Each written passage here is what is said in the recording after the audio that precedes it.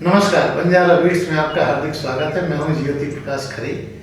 आज मैं आपको एक ऐसी शख्सियत से मिला रहा हूं जिनका प्रोफेशन तो मेडिकल साइंस से जुड़ा हुआ है, लेकिन वो इन दिनों एक अनूठा और अकल्पनीय काम कर रही हैं। वो क्या कर रही हैं, आप आज उन्हीं से ही पूछते हैं उनके किए गए कार्य का विवरण। चलिए मिलते हैं डॉक्टर मोनिका गोस्वामी जी से। नमस्कार मोनिका जी। नमस्कार। मोनिका जी, जैसे हमने आपका उल्लेख किया कि आप कुछ अद्भुत और अकल्पनीय काम कर रही हैं, वो तो मैं पूछूंगा ही। आप मुझे ये बताइएगा कि जिस संस्था से आप अभी काम कर रही हैं, सक्षम नाम से, उसका उद्देश्य क्या है और सक्षम से आप कितने सालों से जुड़ी हुई हैं? सबसे पहले तो मैं आपको बोलूँगी कि ये संस्था नहीं, संगठन है और ये पूरे देश में राष्ट्रीय संगठन है। सक्षम समदृष्टि क्षमता विकास एवं अनुसंधान मंडल। इसका मतलब है कि जो दिव्यांग जन हैं उनको मुख्य धारा में लाने का कार्य, समदृष्टि, सबकी दृष्टि समान हो, उसी दृष्टि से उन्हें देखा जाए। और हम लोग दिव्यांगता के क्षेत्र में कार्य कर रहे हैं। पिछले 4 सालों से मैं इस संगठन से जुड़ी हूँ। वर्तमान में ये जो संगठन जिसमें आप काम कर रही हैं, इसमें किस पद पे आप सेवारत हैं, कार्यरत हैं? इस देश को 44 प्रांतों में बांटा गया है। मैं कानपुर प्रांत की प्रांत महिला प्रमुख हूँ। जी। तो आप हमें ये बताइए कि सक्षम से जो दिव्यांगों को फायदा मिलता है, उसका स्वरूप क्या रहता है? सबसे पहले तो हमें ये समझना पड़ेगा दिव्यांगता के प्रकार क्या हैं। जी। तो सन 2016 में RPWD एक्ट के तहत श्रीमान नरेंद्र मोदी जी ने दिव्यांगता को 21 श्रेणी में विभाजित किया।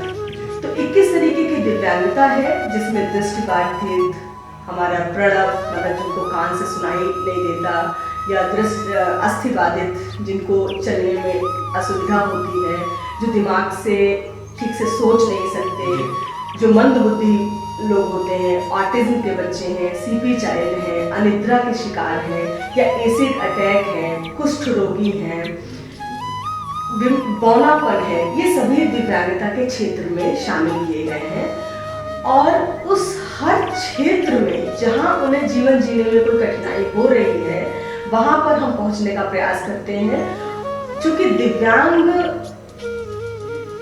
जन्म से ही बहुत सारी समस्याओं के साथ पैदा होते हैं और कई बार हम लोग सकलांग हैं और वक्त ऐसा मुश्किल दौर आ जाता है कि वो दिव्यांग बन जाता है। कई बार एक्सीडेंटल हो गया, एसिड अटैक हो गया।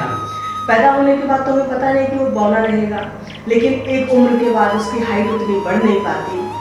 मानसिक रूप से ऐसे लोग बहुत टूट जाते हैं, तो सोसाइटी से कट जाते हैं। सोसाइटी से कट जाते हैं और सोसाइटी भी उन्हें काटती है। जी। जिसको दिखता नहीं, इसको आप अंधा बोल दीजिए, या जो चल नहीं सकता आप उसको लूला या लंगड़ा बोल दीजिए। आप सोचिए, बहुत बुरा लगता है और उस वेदना से वो निकल नहीं पाते। तो सबसे पहला कार्य तो हमारा यही है कि समाज में जो दिव्यांग हैं, श्रीमान हमारे प्रधानमंत्री मोदी जी ने विकलांग को दिव्यांग कहा। उन्होंने बोला कि दिव्यांग का मतलब है दिव्य अंग से सम्मिलित व्यक्ति। हम उसको देवता स्वरूप बोलते हैं और हमारे सनातन धर्म में कहा जाता है किसी दिव्यांग की सेवा करने का मतलब है हम डायरेक्ट भोले की सेवा कर रहे हैं। तो ऐसी भावना हम समाज में भी जगाना चाहते हैं कि अगर किसी की एक आँख ठीक नहीं है या वो उसको दिखाई नहीं दे रहा है और सुबह सुबह उसके दर्शन अगर आपको हो गए तो आपका दिन नहीं खराब होगा, उसकी सेवा करके भोले का आशीर्वाद मिलेगा। तो आप उसको प्रणाम करिए, उसकी सड़क पार धारणा को बदलिए। उस धारणा को बदलिए। जब तक हम इस धारणा को नहीं बदलेंगे तो समाज में वो जो निगेटिव उनके प्रति छवि है वो मुख्य धारा में कैसे आएंगे? तो उनकी हम कठिनाइयाँ खत्म नहीं कर सकते, उनकी कठिनाइयाँ हम दूर नहीं कर सकते, कम से कम उनका थोड़ा सा सहारा जरूर बन सकते हैं। तो सक्षम का मुख्य काम धारा में, सामाजिक धारा में उनको लाना और उनको सहारा बन के उनके जीवन का पुनर्वास करना। जी, सबसे पहले तो मानसिक मजबूती देना। रोजगार के क्षेत्र में हमारा कार्य है कि वो कम से कम रोजगार के क्षेत्र में अपने आप को खड़े कर पाए। क्योंकि हम और आप सभी समझते हैं जब तक हमारे हाथ में पैसा नहीं होगा, रोजगार नहीं होगा, हम अपना जीवन यापन नहीं कर सकते। इसके साथ बहुत सारे, जैसे लेमन ट्री होटल है, उसने मान रखा है कि हमको दिव्यांगों को 10% दिव्यांगों को नौकरी देना ही है। ऐसे लोगों को हम प्रमोट करते हैं। बेंगलोर में या बहुत मेट्रो सिटीज में दिव्यांग ही किसी चाय के स्टॉल को चला रहे होते हैं, दिव्यांग ही सैंडविच बना रहे होते हैं। आप समझते हैं कि जो ऑटिज्म से पीड़ित बच्चे हैं उनका मानसिक विकास उतना अच्छा नहीं होता, लेकिन उनको अगर होम्योपैथिक ट्रीटमेंट दिया जाए और उसके साथ साथ उनको सिखाया जाए, तो जो उनको सिखा दिया जाता है वो बहुत परफेक्ट काम करते हैं। और जैसे उनको हम फ्लेमलेस सैंडविच बनाना, फ्लेमलेस फूड बनाना सिखाएं और उनको एक सैंडविच बनाना सिखाएं, तो उसकी रेसिपी कभी गड़बड़ नहीं हो सकती। हमें, हमारे और आपसे तो वो गलती हो सकती है, लेकिन वो लोग इतना परफेक्ट काम करते हैं, तल्लीनता से काम करते हैं और फिक्स माइंड होते हैं, बहुत अच्छा करते हैं। तो हम समाज में भी लोगों से कहेंगे कि कुछ इस क्षेत्र में आगे बढ़ें। कभी पैसे की भी जरूरत पड़ती है, आर्थिक रूप से भी, हमें व्यक्तियों की भी जरूरत पड़ती है, और दिव्यांगों से भी अपील करेंगे कि आप भी अपना मनोबल नहीं तोड़ें और रोजगार के क्षेत्र में हम आपके साथ खड़े हैं, प्रयास करते हैं कि आपका रोजगार सुनिश्चित हो सके। सरकार भी इसके लिए बहुत मदद करती है, पैसा देती है। इस वक्त की सरकार तो बहुत सारे इक्विपमेंट देती है। अभी अगस्त के महीने में, पिछले साल अगस्त के महीने में कैंप लगा था, जिसमें बुजुर्ग और दिव्यांग सम्मिलित कैंप था। एक व्यक्ति को 10 इक्विपमेंट दिए गए हैं। गर्दन की नेक बेल्ट से लेके कमर बेल्ट, वॉकर, कान की मशीन, चश्मा, उनके लिए उपयोगी हो, जो उनके लिए उपयोगी हो। तो सरकार तो खड़ी ही है समाज में दिव्यांगों के लिए कार्य करने के लिए, पर हमारा संगठन क्या करता है कि सरकार और उस दिव्यांग के बीच की कड़ी है, सेतु है आप, सेतु बनने का प्रयास करते हैं हम। सरकार कहती है दिव्यांगता का एक प्रमाण पत्र होता है, जिसको हम यूडीआईडी कार्ड बोलते हैं। बहुत सारे दिव्यांग लोगों को यही नहीं पता कि यूडीआईडी कार्ड बनता कैसे है। तो यूडीआईडी कार्ड कंपलसरी है। अगर आपका नहीं बन पा रहा है या कोई समस्या आ रही है तो आप उनसे संपर्क कर सकते हैं, जहां कहीं भी कठिनाई आ रही है। तो यूडीआईडी का जो कार्ड बनता है उससे उनको किस तरह के लाभ दिए जाते हैं? जब 40% से ऊपर की दिव्यांगता को हम दिव्यांग मानते हैं, उसमें आपको wheelchair, Baisakhi, walker, electric motorcycle से लेके कान की मशीन, दांत तो बुजुर्ग उसमें आएंगे, वो दिव्यांगता के क्षेत्र में नहीं आएंगे, या छड़ी जो स्टिक होती है, जिनको विजुअली इम्पेयर्ड लोग होते हैं उनको स्टिक, ये सारी चीजें गवर्नमेंट देती है। ब्रेल लिपि का जो भी पढ़ाई का साधन है वो भी गवर्नमेंट देती है। हम लोगों ने अभी गवर्नमेंट से हटके मूसा नगर कानपुर में अभी एक कैंप लगाया, जिसमें हम लोगों ने व्हील चेयर बांटी। नेत्र कुंभ हम लोग समय समय पर लगाते रहते हैं।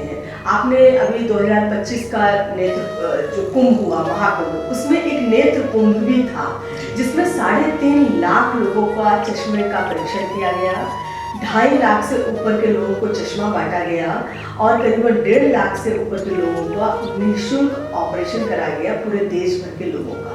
ये सिर्फ 2025 में ही नहीं, 2019 में भी प्रयागराज में लगा हुआ था। और अभी राम देवड़ा करके एक मेला लगता है राजस्थान, जोधपुर में, वहाँ पर 1 महीने का ये मेला है, वहाँ पर 1 महीने ये नेत्र कुंभ चला है। तो समय समय पर नेत्र कुंभ के माध्यम से हम नेत्र के लिए कि अंधत्व मुक्त भारत की कल्पना कर सकते हैं। अभी 25 अगस्त से 8 सितंबर तक हम लोग मनाते हैं नेत्र दान पखवाड़ा। तो हम आपके माध्यम से समाज को अपील करना चाहते हैं, नेत्रदान महादान। अगर हम अंधत्व मुक्त भारत की कल्पना करते हैं तो हमको नेत्रदान भी करना होगा और उसमें एक रजिस्ट्रेशन करवाना होगा कि मृत्यु के 6 घंटे तक हमारी कॉर्निया सुरक्षित रहती है। डॉक्टर की टीम आती है, कॉर्निया को प्रिजर्व करती है, वो 2 लोगों को की आंखों की रोशनी दे सकती है, तो उसके जीवन में रोशनी आपके जाने के बाद भी आपकी आंखों से दुनिया लोग देख पाएंगे।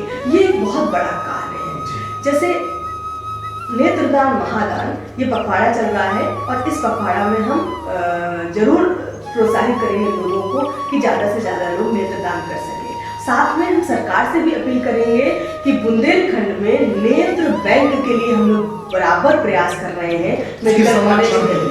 मेडिकल कॉलेज में स्थान भी दिया, पैसा भी हो गया, बस लेकिन सरकार की तरफ से अभी हामी आनी बाकी है। तो हम आपके माध्यम से सरकार तक अपनी आवाज़ पहुंचाना चाहते हैं कि नेत्र बैंक बुंदेलखंड में होनी चाहिए, ताकि नेत्रदान करके हम सुरक्षित कहाँ रखें? क्या फायदा हुआ नेत्र करने का? इस वजह से तो कानपुर तो हर से टीम आना जाना मुश्किल है, तो इसलिए बुंदेलखंड में भी एक नेत्र बैंक जरूर होना चाहिए, वो खासतौर से झांसी में।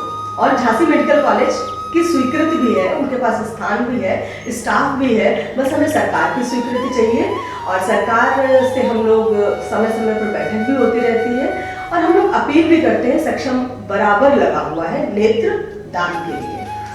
डॉक्टर मोनिका, एक महत्वपूर्ण सवाल ये है, आपने इतनी महत्वपूर्ण जानकारी शेयर की है हमारे दर्शकों के साथ, तो अगर वो झांसी के जो इर्द गिर्द के लोग हैं, झांसी के लोग हैं, वो कैसे आपसे संवाद करें और किस तरह आपके साथ जुड़े, क्योंकि इसका कंट्रोल कहाँ से होता है?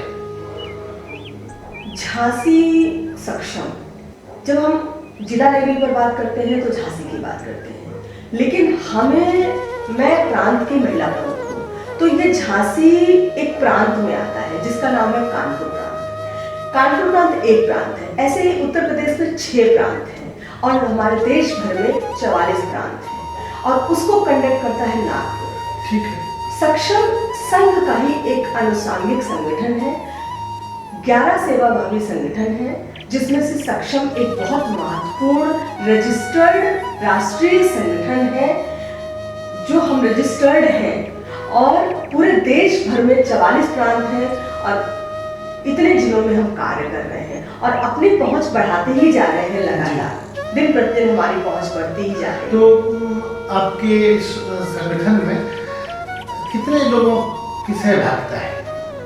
संख्या तो बताई ही नहीं जा सकती, अनगिनत है। जब 44 प्रांत हैं तो आप समझ ही सकते हैं। और आपने नेत्र कुंभ की बात करी मैंने, जहाँ 3.5 लाख लोगों को हमने लाभ पहुंचाया, तो आप समझ सकते हैं कि इतने लोगों को लाभ पहुंचाने के लिए कितनी बड़ी डॉक्टर की टीम होगी, कितनी दानदाता होंगे, कितने कार्यकर्ता होंगे जिन्होंने डॉक्टर की हेल्प की होगी, कितने ऑप्टोमेट्रिस्ट होंगे, असंख्य, जिनमें हम आपको बता ही नहीं सकते कितने लोग हैं। ये तो मैंने सिर्फ नेत्र कुंभ की बात की। इसके साथ नेत्र से हटके अगर हम बात करते हैं प्राणदा प्रकोष्ठ की, प्राणदा प्रकोष्ठ मतलब ब्लड से रिलेटेड, थैलेसीमिया के बच्चे, जहाँ हर महीने ब्लड चढ़ता है। अब आप समझिए कि एक परिवार मेरे पास आते हैं, हम लोग कैंप भी लगाते हैं थैलेसीमिया के बच्चों का, जो दिव्यांगता से संबंधित लोग हैं। होम्योपैथी बहुत अच्छा कारगर कार्य करती है। हम लोग तीसरे बुधवार को एक कैंप लगाते हैं निःशुल्क। कहाँ लगता है ये Ranjit Goswami homeopathic memorial hospital में लगता है। कहाँ है? झांसी में लहर की देवी मंदिर के पास में है। डॉक्टर गोस्वामी बाल वाले के नाम से फेमस अस्पताल है।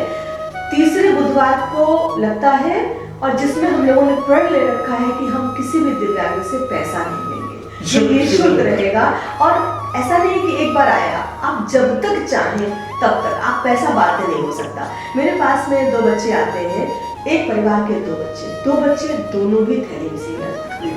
आप कल्पना करिए, ब्लड नहीं मिलता, ब्लड कहीं मार्केट में भी नहीं मिलता। तो ऐसे बच्चों को किस ग्रुप का ब्लड चाहिए होता है? किसी भी ग्रुप का बच्चा ब्लड हो सकता है। अच्छा। आपके शरीर में जो आपको मैच करता है। हाँ, जो मैच करता है, जो बच्चे को मैच करता है।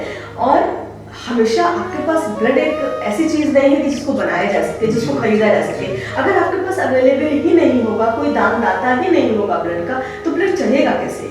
और ब्लड को 4 दिन रोक सकते हैं, 6 दिन रोक सकते हैं, हफ्ता भर मैक्सिमम, इसके ऊपर आप नहीं रोक सकते। बच्चा मूर्छा में चला जाता है, आपको देना ही पड़ेगा, कैसे भी देना ही पड़ेगा। तो हम लोग ब्लड डोनेशन शिविर का आयोजन करते हैं जिला अस्पताल में, मेडिकल कॉलेज में। कब करते हैं? जब हमको ब्लड डोनर मिल जाते हैं। अच्छा। प्रयास करते हैं महीने में एक बार करें, और जैसे हमको डोनर मिलते हैं वैसे वैसे हम ब्लड डोनेशन कैंप करते हैं और उन बच्चों को निःशुल्क ब्लड की व्यवस्था का संकल्प है कि उन बच्चों को। आपने बातचीत में ये भी बताया था कि आप फिजियोथेरेपिस्ट का भी उपयोग करते हैं ऐसे दिव्यांग बच्चों के लिए? जो सीपी चाइल्ड के बच्चे जी। हैं उनके हाथ पैर टेढ़े होते हैं, जी अगर हम उनको समय समय पर एक्सरसाइज नहीं करवाएंगे तो निश्चित है कि उनके हाथ पैर और टेढ़े हो जाते हैं, जी। पोस्चर और गड़बड़ हो जाता है।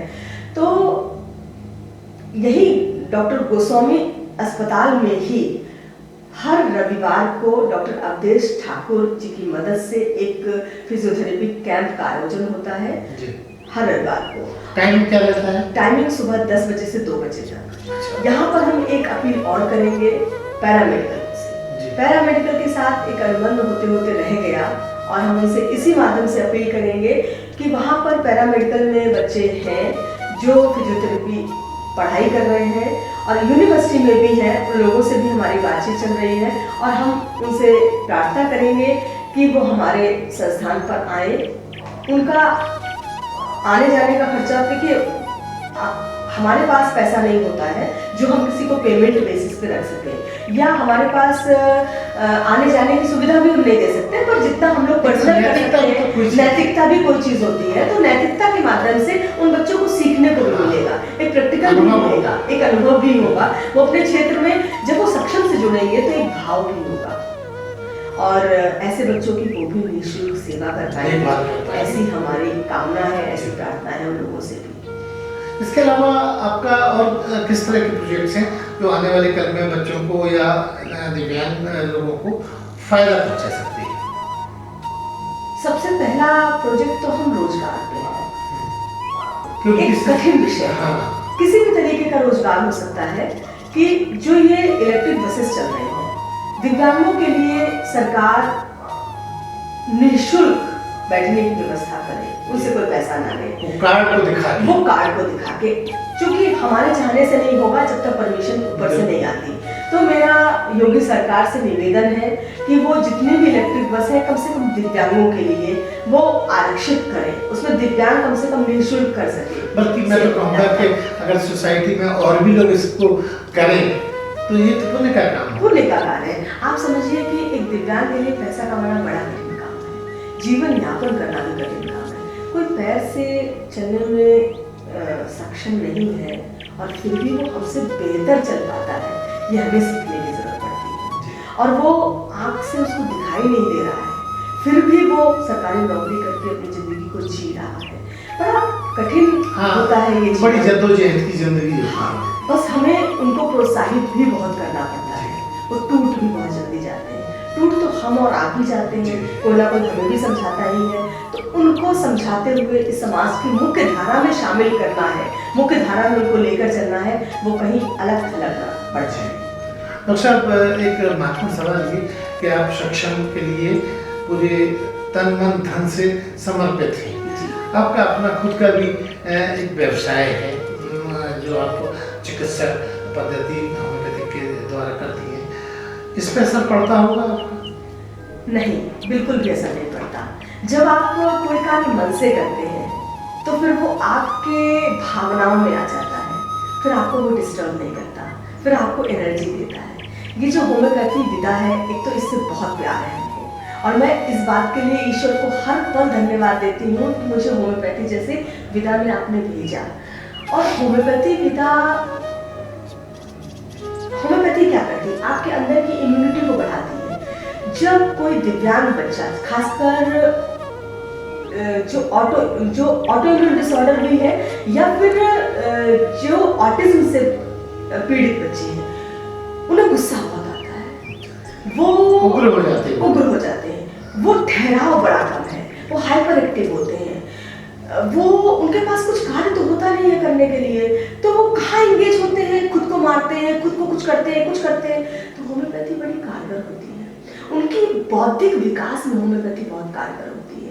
जिनको नींद नहीं आती है, जो मंद बुद्धि है, होम्योपैथी वहाँ पर भी बड़ी कारगर होती है।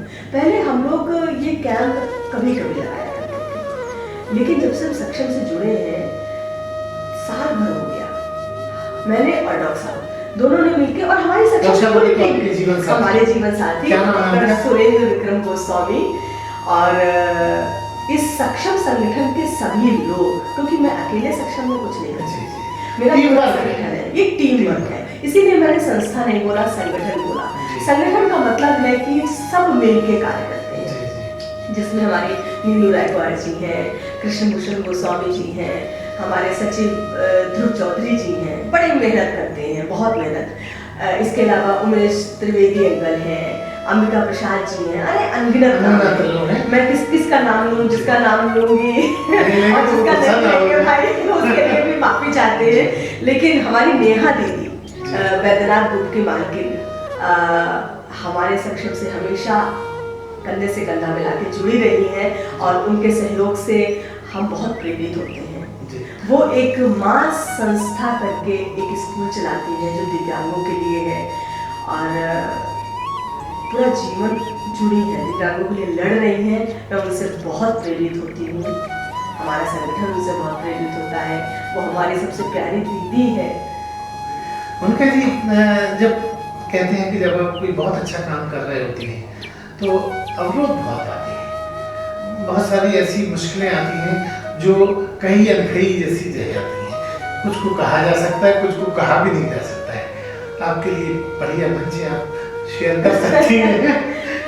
मुझे लगता है जब आप मन से कार्य करते हैं तो अवरोध नहीं आता है, और आपको ये कार्य करना है तो अवरोध हटते जाते हैं। अभी रोजगार आयाम में जरूर अवरोध आ रहा है, इसके लिए हम जरूर अपील करेंगे।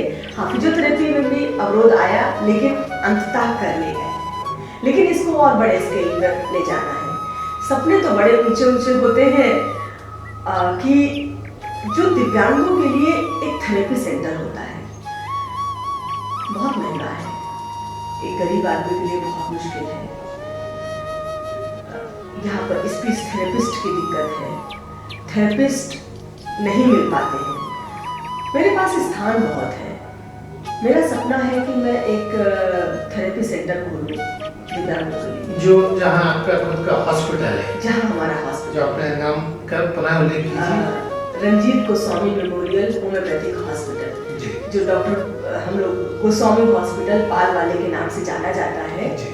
मेरा कल्पना है, बाकी भोले की इच्छा, कि यहाँ पर एक निःशुल्क थेरेपी केंद्र बन सके।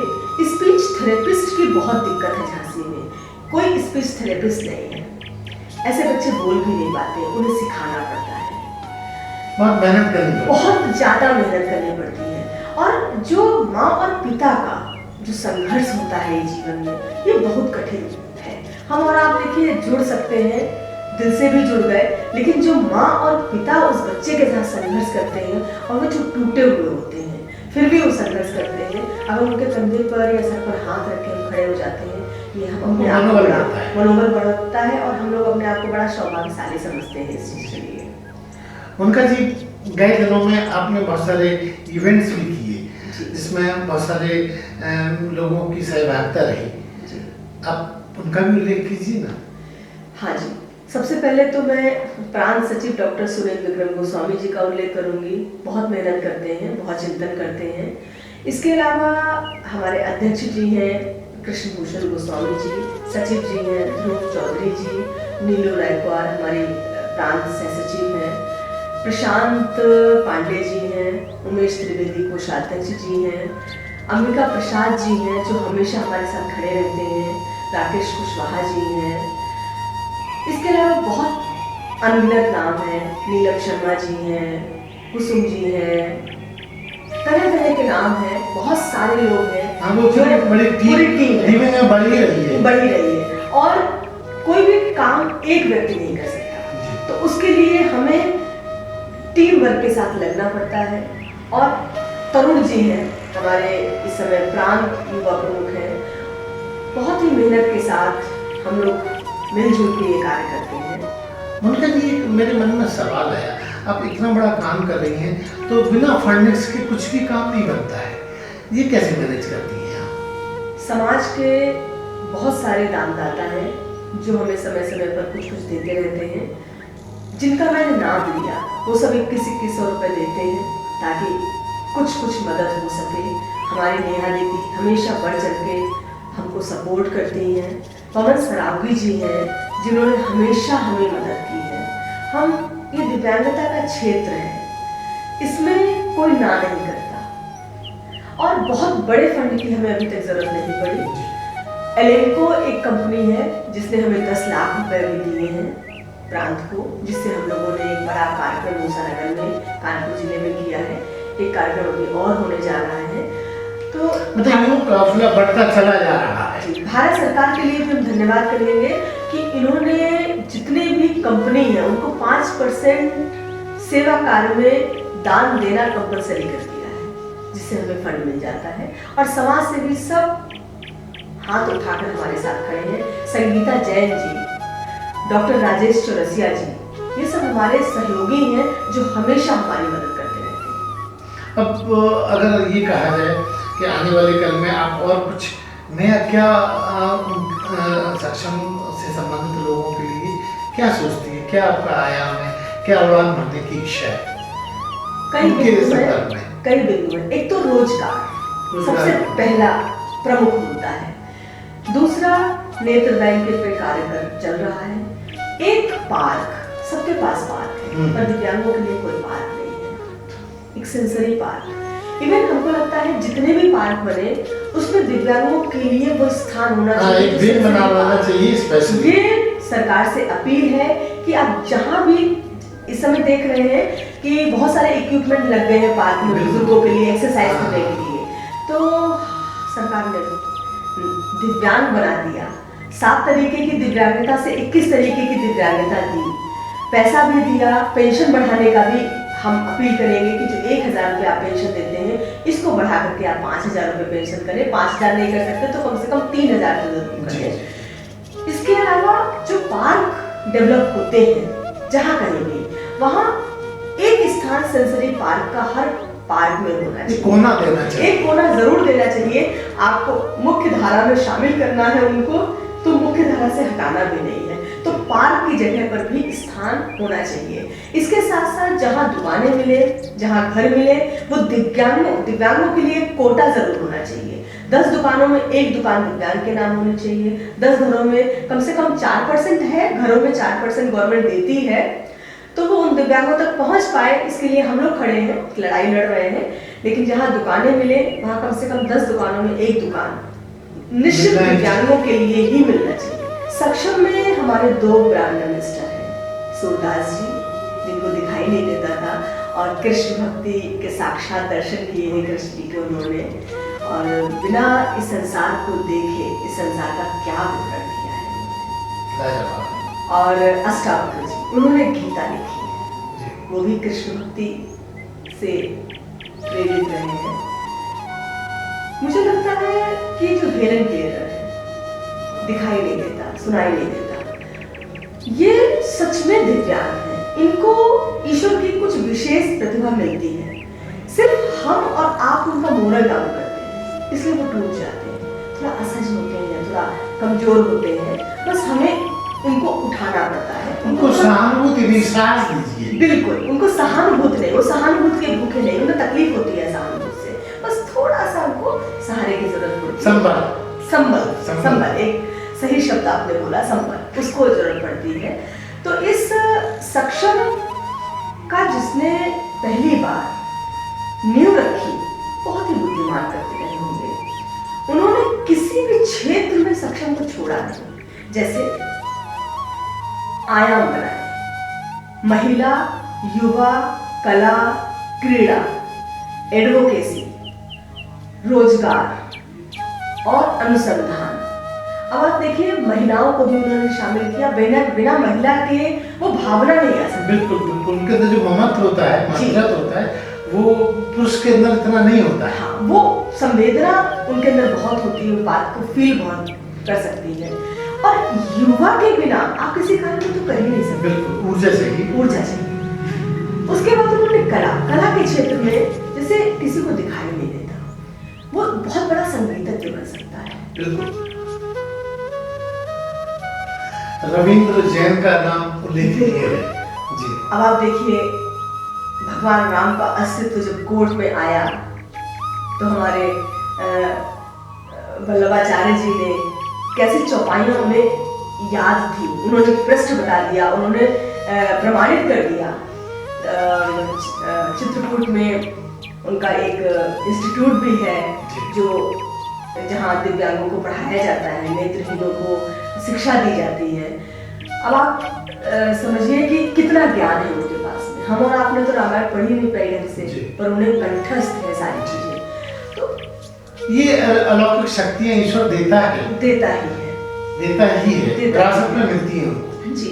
तो आप सोचिए कला के क्षेत्र में क्रीड़ा, जितना हमारे यहाँ ओलंपिक मेडल नहीं आते, उससे ज्यादा पैरा ओलंपिक मेडल्स आते हैं। तो वो हमें आईना दिखाते हैं कि आपसे बेहतर हम हैं। तो सिर्फ हमें समझने की जरूरत होती है, उनको सिर्फ प्रोत्साहित करने की जरूरत होती है। क्षेत्र तो हमारे पास बहुत है, कोई भी ऐसा क्षेत्र छूटा नहीं है। जैसे कोई जमीन का विवाद हो, आप दिव्यांग हैं, लड़ नहीं सकता, उसको समझ कहाँ दौड़ेगा, कहाँ भागेगा, तो हम एडवोकेट भी देते हैं। जैसे किसी को दिखाई नहीं देता और परीक्षा लिखनी है, हम उसके लिए एक हेल्पर भी देते हैं। तो ब्रेल पढ़ने के लिए भी हेल्पर देते हैं, ब्रेल लिपि के टीचर हैं। इसके अलावा जैसे दिख नहीं रहा है और आपको लिखावट के लिए एक परीक्षा लिखने वाला एक व्यक्ति हम आपको राइटर जिसको बोलते हैं, वो राइटर हम देते हैं। हर क्षेत्र में सक्षम अपना कार्य करता है। दिव्यांगता के क्षेत्र में कोई भी क्षेत्र अधूरा नहीं है उसके लिए। इसमें 7 प्रकोष्ठ और 7 आयाम जी इस तरीके से विस्तार। उनका जी इसमें जैसा आपका काफिला बढ़ रहा है, इसमें ज्यादातर भागीदारी महिलाओं की होनी चाहिए, तो क्या आप मानती हैं वैसा आप संतुष्ट हैं या अभी भी कुछ गुंजाइश बाकी आपके पीठ पर शायद? महिलाएं, हाँ, महिलाओं को जरूर जुड़ना चाहिए। आप सेवा घर में तो सेवा कर ही रही हैं, थोड़ा समाज में महिलाओं को निकलने की बहुत जरूरत है। पुरुष तो कहीं ना कहीं सेवा करते हैं और मुझे लगता है महिलाएं जिस क्षेत्र से जुड़ जाती हैं वो उसको ज्यादा ईमानदारी से कर पाती हैं, ऐसा मुझे लगता है। मैं पुरुष कि बच्चों को उसमें दखलंदाजी ज्यादा है, हाँ, महिलाएं बच्चों की पुरुष वर्ग को कटाक्ष नहीं कर रही हूँ, मैं महिलाओं को प्रोत्साहित करने का कार्य कर रही हूँ सिर्फ। और मैं महिलाओं से अपील करूंगी कि थोड़ा सा अपना कीमती समय इस क्षेत्र सेवाभावी क्षेत्र में भी दें, ताकि आप जहां हैं आपके आसपास जो दिव्यांग दिखे आप उसकी सेवा कर लीजिए। उसको क्या आवश्यकता है सिर्फ आप सुन लीजिए, उसकी सेवा अपने आप धीरे धीरे होने ही लगेगी। हमारे यहाँ गीत और संगीत से हम अपने भावों को प्रकट कर सकते हैं। और एक सक्षम गीत है जो हमें पूरा सिखाता है। मैं पूरा तो नहीं पढ़ पाऊंगी, मैं कुछ पंक्तियां उसकी पढ़ना चाहूंगी। स्वावलंबी हो सभी दिव्यांग ऐसी कामना है, यह समर्पित साधकों की सतत सक्षम साधना है। मतलब कि सभी दिव्यांग स्वावलंबी हों ऐसा हम प्रयास करते हैं और इसमें समर्पण चाहिए। सिर्फ फोटोग्राफी के लिए हम किसी संगठन से नहीं जुड़ सकते, एक भाव चाहिए। जब तक आपके अंदर भाव नहीं होगा आप जुड़ नहीं पाएंगे। इसके साथ इसमें प्रकोष्ठों की भी बात की गई है। दृष्टि धीमई प्राणदा सविता प्रणविया चेतना है, चरय वेदी प्रकोष्ठ संतक से तमस को भेदना है। दृष्टि मतलब दृष्टिहीन, धीमई मतलब जो मंदबुद्धि, प्राणदा मतलब जो ब्लड से रिलेटेड विकार है, सविता मतलब कुष्ठ रोगी, प्रणव मतलब जो कान से सुनाई थी वो दिक्कत होती है, चेतना मतलब बौद्धिक, इसके साथ चरय वेदी का मतलब जो चलने फिरने में असमर्थ है। तो इन सबको लेकर के हमें चलना है। उसके साथ हम कहाँ कार्य कर सकते हैं? कला, क्रीड़ा, युवा, महिला और अनुसंधान अपने। कला के क्षेत्र में, खेल के क्षेत्र में, युवा, महिला, पक्ष पोषण, रोजगार, जो वकालत है, पक्ष पोषण और रोजगार, जहाँ पर रोजगार की बात है। इसके साथ साथ हम लोग एक दिव्यांग केंद्र चलाते हैं। उस दिव्यांग केंद्र में सारे दिव्यांगों की जानकारी मिलती है, सरकार क्या क्या योजनाएं कर रही है या उसकी क्या क्या समस्याएं हैं, और हम सक्षम पाठशाला भी चलाने का प्रयास करते हैं। तो ये पाठशाला कि हम उन दिव्यांग बच्चों को पढ़ाई लिखाई का साधन दे सकें। इसके साथ हम आपको 2 बातें और बताना चाहेंगे कि 5 साल से कम उम्र के बच्चों में दिव्यांगता का पता चल जाना चाहिए। उन माओं से हम जरूर बोलेंगे कि बच्चा 6 महीने का है, 8 महीने का है, समझ में आ जाता है कि उसको कुछ प्रॉब्लम है। हाँ, तो आप जरूर पीडियाट्रिशियन से मिलिए और उसका चेकअप कराइए। अगर उसके कान से सुनाई देने में दिक्कत है तो उसका कॉक्लियर ट्रांसप्लांट हो जाता है। 5 लाख रुपए सरकार, मोदी सरकार दे रही है आपको। इसके साथ उसको दिखाई देने में प्रॉब्लम है तो 5 साल से पहले उसकी कॉर्निया ट्रांसप्लांट हो जाती है, जिसमें 5 लाख रुपए सरकार आपको मदद कर रही है। तो सरकार आपके साथ खड़ी है, सिर्फ आपको जागरूक होने की जरूरत है। प्रेगनेंसी में भी आपको अच्छे से न्यूट्रिशन लेने की जरूरत है, क्योंकि अगर आप अच्छे से न्यूट्रिशन नहीं लेंगे तो जाहिर सी बात है दिव्यांग बच्चा पैदा हो सकता है। उसके साथ आप ऑटिज्म के बच्चे हैं, अगर आप वक्त रहते समझ गए तो हम उसको ठीक से ट्रीट कर सकते हैं। जितना ज़्यादा परसेंटेज उसका बड़े पर होना चाहिए, हम उसको देखभाल करके, सिखा करके हम उसको परिपक्व बना सकते हैं। तो जागरूकता बहुत जरूरी है। तो ये थी डॉक्टर मोनिका गोस्वामी, जो सक्षम से जुड़ी हुई है परसों से, और ये तन मन धन से पूरी निष्ठा के साथ इस कार्य को बखूबी निभा रही है। बंजारा बीट से बात करने के लिए अरे हाँ, इस चैनल को लाइक और सब्सक्राइब करना ना भूलें। देखते रहिए बंजारा बीट्स।